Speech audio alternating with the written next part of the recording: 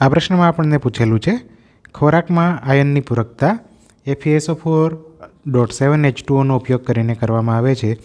આયનનું 12 ppm પ્રમાણ મેળવવા માટે 150 કિલોગ્રામ ઘઉંમાં કેટલા ગ્રામ FeSO4.7H2Oની જરૂર પડશે? નજીકના પૂર્ણાંકમાં આન્સર આપવાનો છે.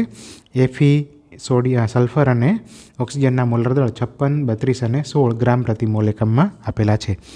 તો પ્રશ્નને પહેલાં સમજીએ આપણે. તો આપણા શરીરમાં ફોર એક્ઝામ્પલ સોડિયમની જરૂર હોય તો સોડિયમની જરૂર છે આપણને NaCl એટલે કે મીઠાના ઉપયોગથી સોડિયમની જરૂર છે આપણા શરીરમાં પૂરી થઈ શકે. એ જ રીતે જો આપણે ખોરાકમાં આપણા શરીરમાં Feની જરૂર હોય તો એ Fe કઈ રીતે મળશે?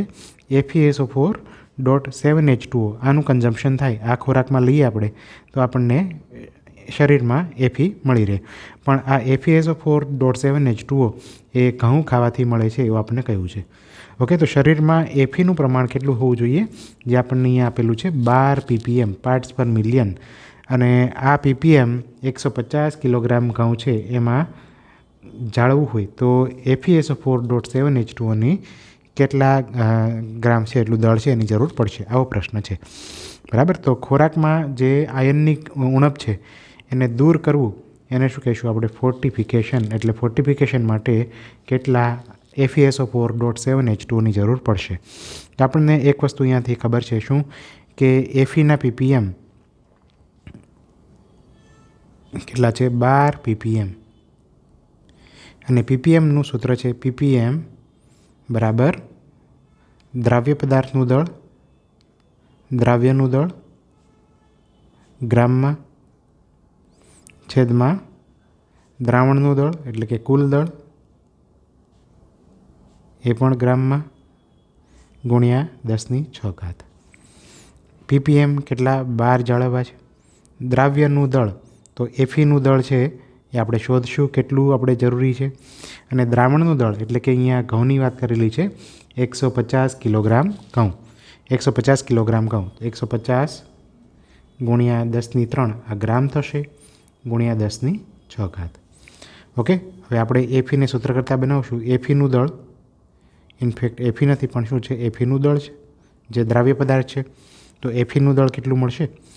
Feનું દળ જો આપણે સૂત્ર કરતાં બનાવીએ તો 12 ગુણ્યા 150 ગુણ્યા 10⁻³ છેદમાં 10⁶.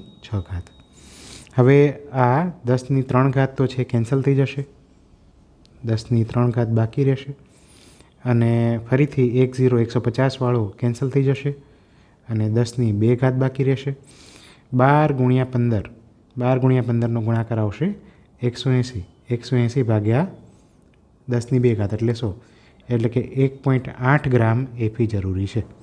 1.8 ગ્રામ Fe જરૂરી છે. તો 1.8 ગ્રામ Fe પ્રેઝન્ટ હોવું જોઈએ. અને 1.8 ગ્રામ Fe આપણને ક્યાંથી મળશે? FeSO4.7H2Oમાંથી. તો FeSO4.7H2O આનો આપણે શોધીએ મોલર દળ.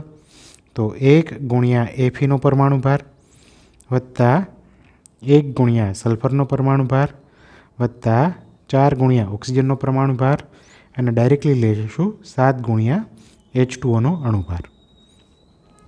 તો Feનો પરમાણુ ભાર 56, સલ્ફરનો 32, ઓક્સિજનનો 16 એટલે 64 વત્તા 7 ગુણ્યા H2Oનો 18.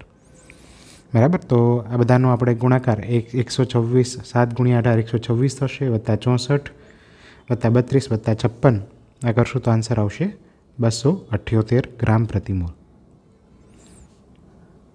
આના ઉપરથી આપણને શું ખબર પડે કે જો આપણી પાસે FeSO4.7H2O 278 ગ્રામ પ્રતિ મોલ હશે તો એમાં Feનું કન્ટ્રીબ્યુશન હશે કેટલું હશે? 56 ગ્રામ.